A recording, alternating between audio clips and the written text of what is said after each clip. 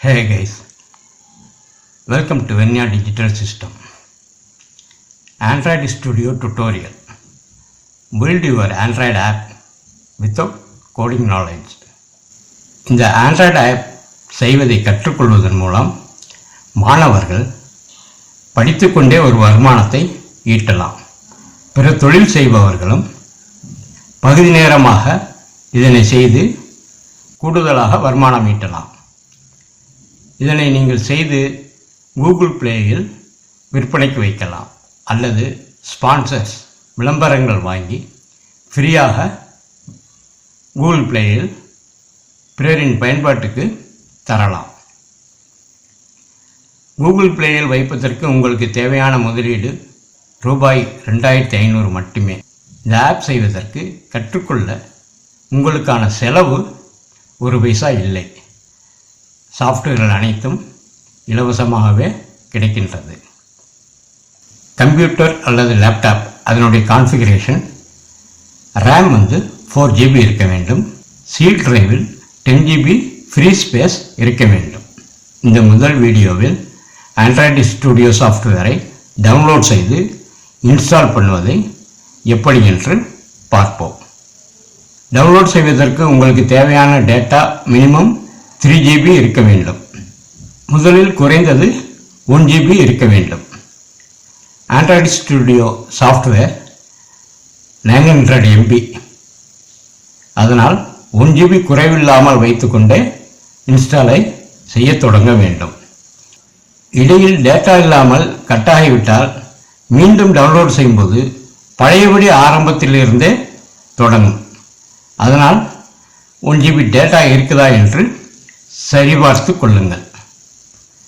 அதுபோல் டேட்டா இல்லை என்பதற்காக இடையில் வேறொரு நெட்வொர்க் டேட்டாவை பயன்படுத்த முயற்சி செய்தாலும் மீண்டும் பழையபடியே இறங்கும். அதனால் ஒரே தடவையில் இறங்குமாறு 1 GB டேட்டாவுடன் டவுன்லோட் செய்யுங்கள். ரிசீவ் ஆப்ஷன் கிடைக்காது. இப்பொழுது இன்ஸ்டலேஷன் எப்படி செய்வது என்பதை பற்றி பார்ப்போம்.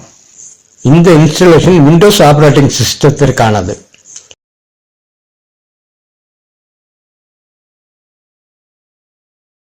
அதனால் download Android studio and SDK tool இந்த லிங்கை சொடுக்குங்கள்.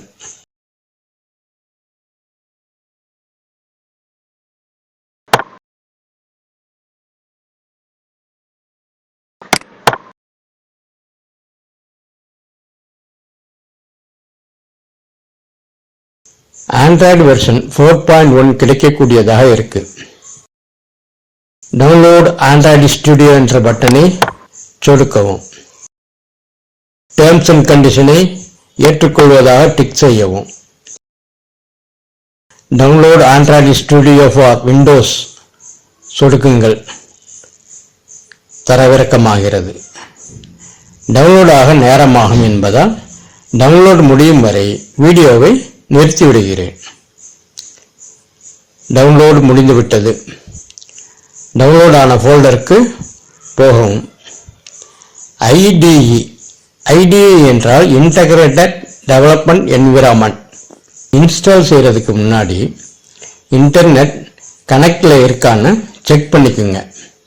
ஏனென்றால் மேலும் பல ஃபைல்களை அது டவுன்லோட் செய்யும். அதனால் இதை மறந்துடாமல் செக் பண்ணிக்கிறங்க. டவுன்லோடு செய்த கோப்பினை டபுள் கிளிக் செய்யுங்கள். விண்டோ இன்ஸ்டாலை அனுமதிக்குவா என்று கேட்கும். ஓகே செய்யுங்கள். டிஃபால்ட்டாக என்ன இருக்கோ அதை அப்படியே இன்ஸ்டால் பண்ணுங்க. அதனால் நெக்ஸ்ட் பட்டனை சொடுக்குங்க. Next.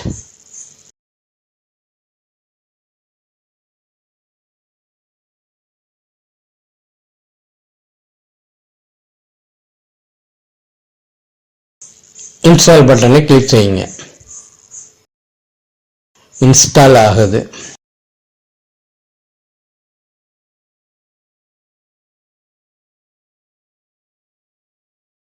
Installation completed. Start Android Studio check பாக்ஸை டிக் செஞ்சுக்கிறேங்க. ஃபினிஷ் பட்டனை சொடுக்குங்க. ஆண்ட்ராய்டு ஸ்டுடியோ ஸ்டார்ட் ஆகுது.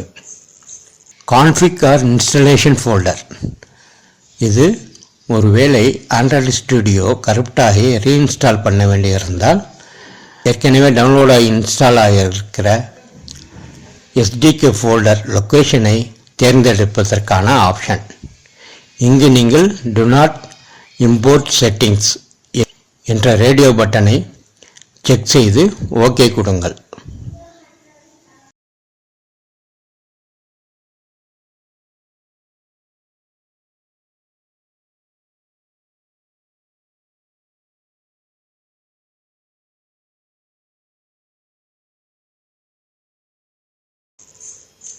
Next, setup type standard.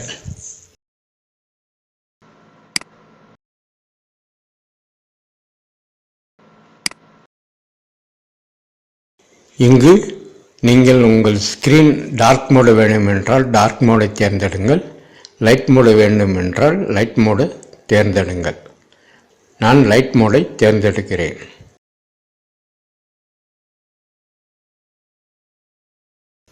SDK source development kit, இது ஸ்டோர் ஆகியிருக்கும் இடம் local app data. JRE Java runtime environment, இது இன்ஸ்டால் ஆகியிருக்கும் இடம் இது.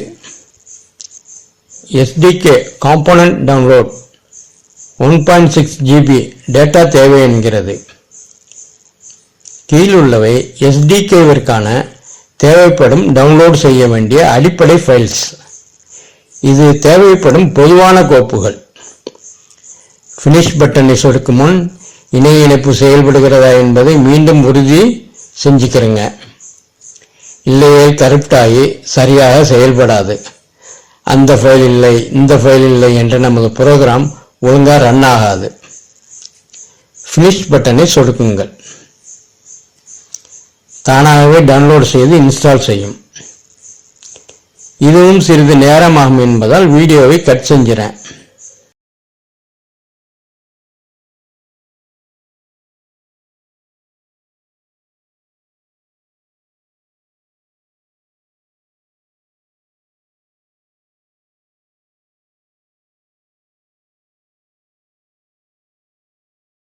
ஃபினிஷ்.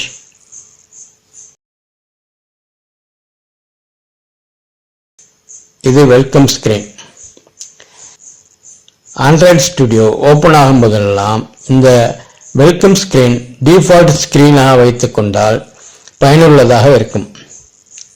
இன்னும் சில டவுன்லோட் ஆகி இன்ஸ்டால் ஆகணும். கான்ஃபிகர் பட்டனை கிளிக் செய்யுங்கள். SDK மேனேஜர், இதனை சொடுக்குங்கள். இங்கு இருக்கும் ஆண்ட்ராய்டு 11, 10, 9 என்று வரிசையாக உள்ளவை ஆண்ட்ராய்டு போன்களில் உள்ள வெர்ஷன்ஸ். இதையும் ஆண்ட்ராய்டு ஸ்டுடியோ 3, 3.1, 4, 4.1 வெர்ஷன்ஸ்களையும் சேர்த்து குழப்பிக்கொள்ளாதீர்கள். அது வேறு, இது வேறு. ஆண்ட்ராய்டு போன் 11 OSக்கான சோர்ஸ் கிட் டிஃபால்ட்டாக இன்ஸ்டால் ஆகியிருக்கு. நாம் எந்த வெர்ஷனில் நமது ஆப் செய்ய போகிறோமோ அதற்கான சோர்ஸ் கிட்டை இன்ஸ்டால் பண்ணணும். இந்த எண்கள் API வரிசை எண்கள். அப்ளிகேஷன் ப்ரோக்ராமிங் இன்டர்ஃபேஸ் அப்படின்னா ஒரு செயலியை உருவாக்கும் போது அதன் அமைப்புகளுக்கான செய்திகளை ஏற்றுக்கொள்ள செய்யும் இயக்க வழிமுறைகளின் தொகுதி. அப்ளிகேஷன் ப்ரோக்ராம் இன்டர்ஃபேஸ் பொதுவாக அனைவரிடமும் பரவலாக உள்ளது 5 அல்லது 5.1 வெர்ஷன் OS உள்ள செல்போன்கள் தான்.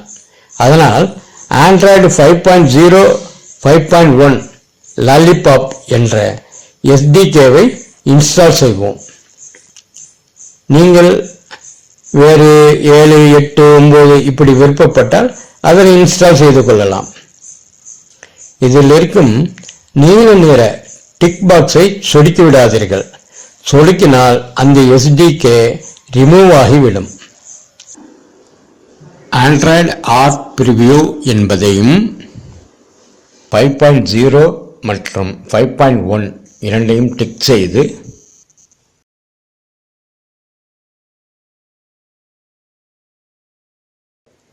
அப்ளை ஓகே பட்டன்களை சொடுக்குகிறேன். Source for Android 21, API level 21, download 90 MB. Okay பட்டனை கிளிக் செய்யுங்கள். டேர்ம்ஸ் அண்ட் கண்டிஷனை அக்செப்ட் கொடுங்கள். நெக்ஸ்ட் பட்டனை கிளிக் செய்யுங்க. டவுன்லோட் ஆகிறது.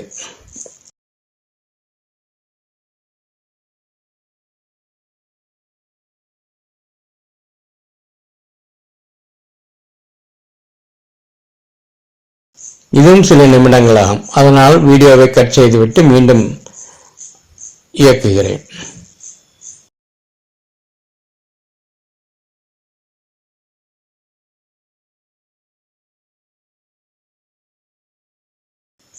டவுன்லோட் ஆகிவிட்டது. ஃபினிஷ். இங்கே மேலுள்ள SDK டூல்ஸ் ஆப்ஷனை சொடுக்குங்க. டிஃபால்ட்டாக Android SDK build tools, Android emulator, Android SDK platform tools ஆகியவை இன்ஸ்டால் ஆகியுள்ளது. அதனை ஏதும் செய்ய வேண்டாம். NDK side by side native development kit. NDK என்றால் native development kit.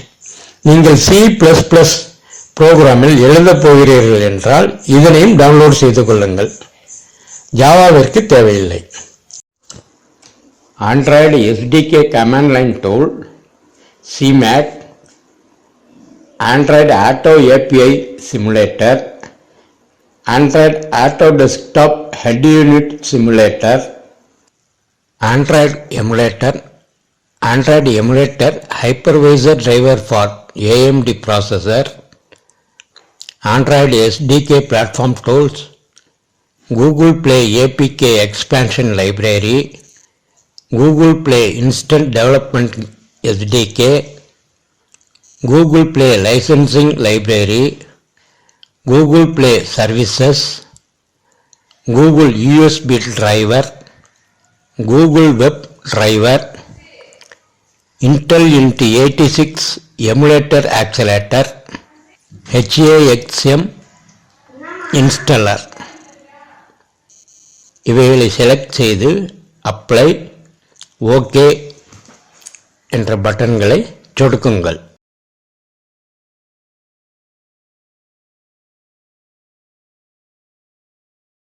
Terms and கண்டிஷனை அக்செப்ட் கொடுங்கள். நெக்ஸ்ட் பட்டனை கிளிக் செய்யுங்கள். டவுன்லோட் ஆகுது. இதுவும் சில நிமிடங்கள் ஆகும். எமுலேட்டர் என்பது நாம் செய்த ஆப்பினை ரன் செய்து பார்க்கும் அமைப்பு. ஆண்ட்ராய்டு எமுலேட்டர் டிஃபால்ட்டாக இதில் இருக்கு. இதை கவனத்தில் வைத்துக் கொள்ளுங்கள். கூகுள் USB டிரைவர்ஸ் நாம் மொபைலை இணைத்து ரன் செய்து பார்க்க பயன்படும். Intel INT X5 emulator accelerator, Genymotion அப்படின்னு ஒரு சாஃப்ட்வேர் இருக்கு. அதில் ரன் செய்து பார்க்க தேவைப்படும் டிரைவர் ஃபைல். இதை பற்றி விரிவாக அடுத்த வீடியோவில் பார்ப்போம். இன்ஸ்டாலேஷன் செய்து கொண்டிருக்கும் போது இடையில் இன்டெல் ஹெக்ஸாம் டிரைவ் எந்த அளவுக்கு ரேம் அளவை எடுத்துக்கொள்ள வேண்டும் என்று இப்படி கேட்டால் அதில் டிஃபால்ட்டாக ரெக்கமெண்டட் சைஸ் 1 GB இருக்கும். நீங்கள் 2 GB வரையும் கூட கூட்டிக் கொள்ளலாம். அது உங்கள் கணினியில் உள்ள ரேமின் அளவை பொறுத்து. 6 GB, 8 GB, 12 GB ரேம் அளவு உங்கள் கணினியில் இருந்தால் 2 GB அளவு கூட்டிக் கொள்ளுங்கள். ரேம் என்பது செயல்படும் வேகத்தை கட்டுப்படுத்துவது. கூடுதலாக இருந்தால் விரைவாக செயல்படும். ரேம் அளவினை பார்க்கும் முறையை இங்கு பார்ப்போம். ஏதாவது ஒரு ஃபோல்டரை திறங்கள். இடது கை பக்கம் இருக்கும் திஸ் PC என்பதன் மீது மவுஸ் பாயிண்டை வைத்து ரைட் கிளிக் செய்யுங்க. கீழே உள்ள ப்ராப்பர்ட்டி என்பதை சொடுக்குங்க.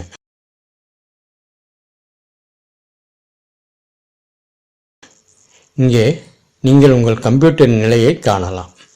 எனது computer Intel Pentium processor processor speed 2.1 GHz, memory 4 GB RAM, operating system அதாவது Windows OS 64 பிட்.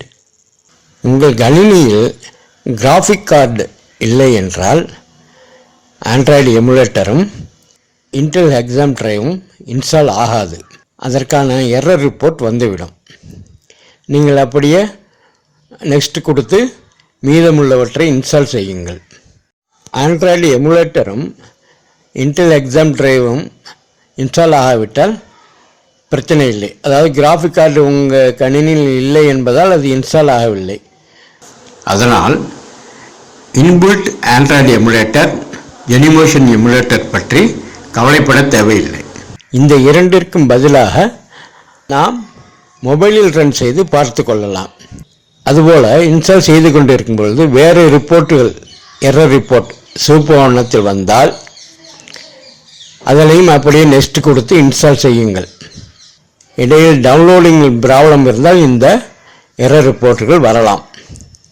டவுன்லோடு செய்யும்போது ப்ராப்ளம் இன்ஸ்டால் ஆகாமல் எரர் ரிப்போர்ட் வந்தால் அதனை மீண்டும் இன்ஸ்டால் செய்ய வேண்டும்.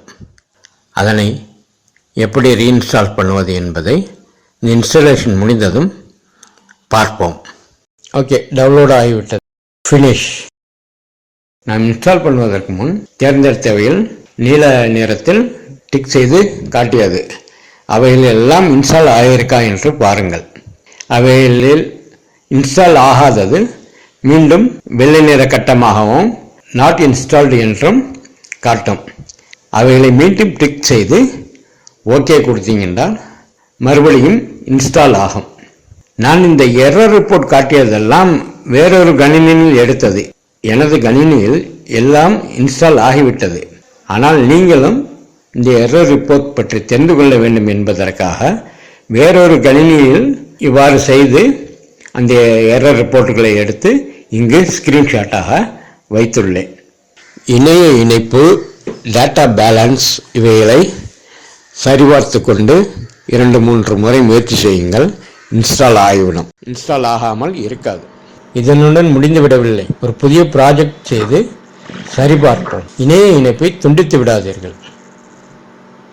கிரியேட் நியூ ப்ராஜெக்ட் பட்டனை சொடுக்குங்கள். இங்கு இருப்பவை டெம்ப்ளேட்டுகள். நமது ப்ராஜெக்ட் டிசைன் எப்படி இருக்க வேண்டும் என்பதற்கு டிஃபால்ட்டாக உள்ள டெம்ப்ளேட்டுகள். இவைகளை பயன்படுத்தும் போது அதற்கான ஜாவா கோடிங்ஸ் அதில் டிஃபால்ட்டாக வந்துவிடும். நாம் எம்டி ஆக்டிவிட்டியை தேர்ந்தெடுத்தாலும் ப்ராஜெக்டுக்குள் அந்த கோடிங்களை எழுதி கொள்ளலாம். உங்களுடைய டெஸ்ட் ப்ராஜெக்டிற்கு எம்டி ஆக்டிவிட்டி என்பதை தேர்ந்தெடுத்து நெக்ஸ்ட் என்ற பட்டனை சொடுக்குங்கள். இங்கு டிஃபால்ட்டாக மை அப்ளிகேஷன் என்ற ப்ராஜெக்ட் நேம் இருக்கிறது. பொதுவாக ஜாவா கோடிங்ஸ், ஆண்ட்ராய்டு ப்ராஜெக்ட் இவைகளில் கேஸ் சென்சிட்டிவ் என்பார்கள். அதாவது கேபிட்டல் லெட்டர் வர வேண்டிய இடங்களில் கேபிட்டல் லெட்டர் பயன்படுத்த வேண்டும், ஸ்மால் லெட்டர் வர வேண்டிய இடங்களில் ஸ்மால் லெட்டர் பயன்படுத்த வேண்டும். அதுபோல் சில இடங்களில் ஸ்பேஸ் கொடுக்கலாம், சில இடங்களில் ஸ்பேஸ் கொடுக்கக்கூடாது. இவைகளை கவனத்தில் வைத்துக் கொள்ளுங்கள். ப்ராஜெக்ட் நேம் கொடுக்கிற இடத்தில் நீங்கள் கேப்ஷன் லோயர் பயன்படுத்தலாம், ஸ்பேஸ் பயன்படுத்தலாம். நான் மை பிராக்டிஸ் என்று இந்த டெஸ்ட் ப்ராஜெக்டுக்கு பெயரை மாற்றுகிறேன்.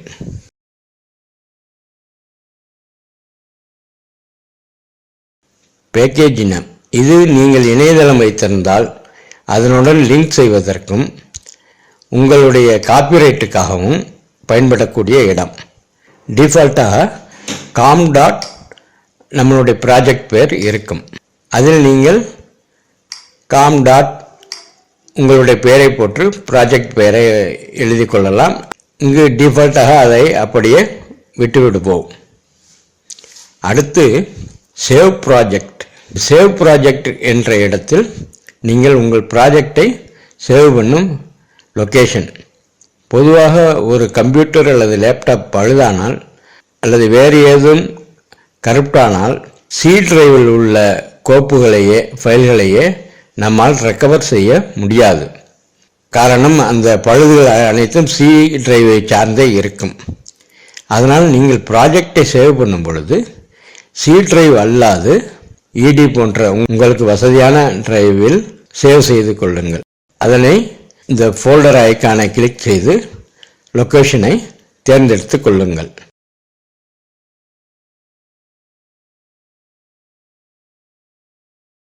அடுத்து லாங்குவேஜ். டிஃபால்ட்டாக கோட்லின் இருக்கும். கோட்லின் என்பது கூகுள் புதிதாக உருவாக்கி இருக்கும் ப்ரோக்ராம் லாங்குவேஜ். இதனை நான் ஜாவாக்கு மாற்றுகிறேன். இந்த ப்ராஜெக்டை நாம் ஜாவாவில் செய்ய போகிறோம். அதனால் நான் ஜாவாவிற்கு மாற்றுகிறேன். அடுத்து மினிமம் எஸ்டிகே. எந்த வெர்ஷன் செல்போன்களிலிருந்து பயன்படுத்தலாம் அப்படி என்பதற்கான தேர்வு. பொதுவாக நிறைய பேர் பயன்படுத்தும் மொபைல்கள் 5.0 அண்ட் 5.1 இருக்கும் என்று நான் எஸ்டிகே இன்ஸ்டலேஷன் பண்ணும் பொழுது குறிப்பிட்டேன். 5.0 5.1 எஸ்டிகேவை தான் இன்ஸ்டால் செய்தேன். அதனால் 5.1 என்பதை இங்கு நான் தேர்ந்தெடுக்கிறேன்.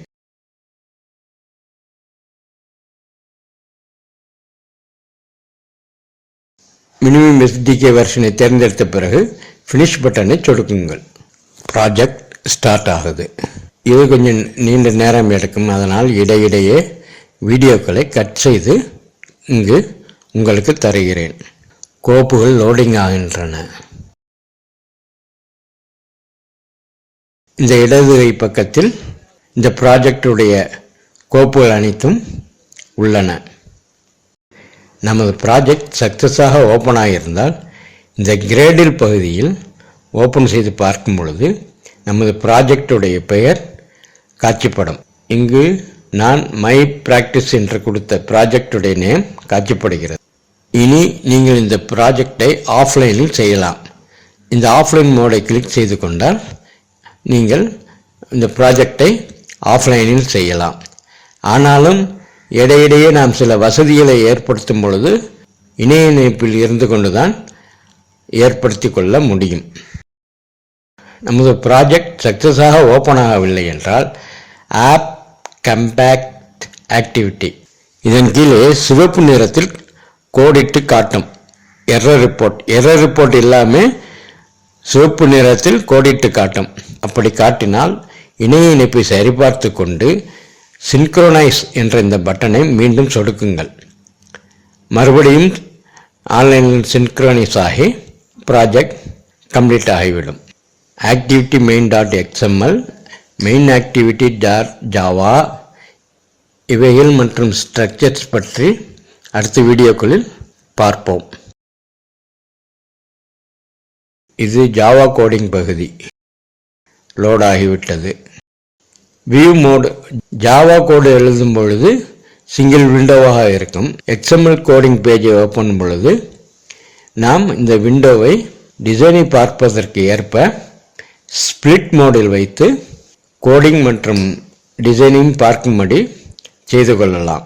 ஒவ்வொரு ப்ராஜெக்ட் தொடங்கும் பொழுதும் டிஃபால்ட்டாக ஹலோ வேர்ல்டு என்ற டெக்ஸ்டுடன் தொடங்கும். நான் இந்த ப்ராஜெக்டில் ஒரு சிறு மாற்றம் மட்டும் செய்கிறேன். ஹலோ வேர்ல்டு என்பதற்கு பதிலாக வெர்னியா டிஜிட்டல் சிஸ்டம் என்று எழுதுகிறேன். அந்த எழுத்திற்கான கலர் என்று டைப் செய்ததும் கலருடைய கோடிங்ஸ் அனைத்தையும் காட்டும்.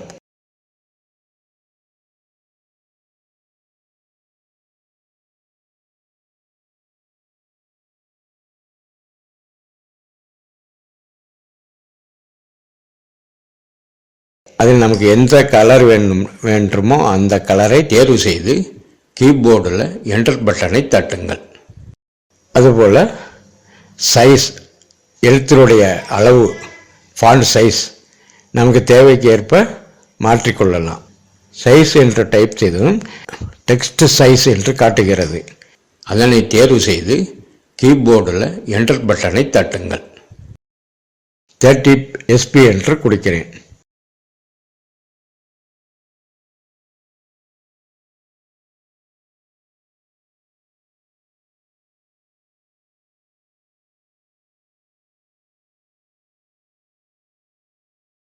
கிரே கலராக இருப்பதால் மீண்டும் அதனை பிரைமரி டார்க் என்ற கலரை தேர்ந்தெடுக்கிறேன். இந்த ப்ராஜெக்டை நாம் ரன் செய்து பார்க்க முடியாது. எமுலேட்டர் தேவை. ஏடிவி மேனேஜர், மொபைல் இவைகளை செட்டிங் செய்து கொண்ட பிறகுதான் ரன் செய்து பார்க்க முடியும். அடுத்த வீடியோவில் ஏவிடி மேனேஜர் செட்டிங்ஸ் எப்படி செய்வது என்று பார்த்துவிட்டு இந்த ப்ராஜெக்டை ரன் பண்ணி பார்ப்போம். ஓகே, க்ளோஸ் செய்துவிட்டு வெளியேறுகிறேன்.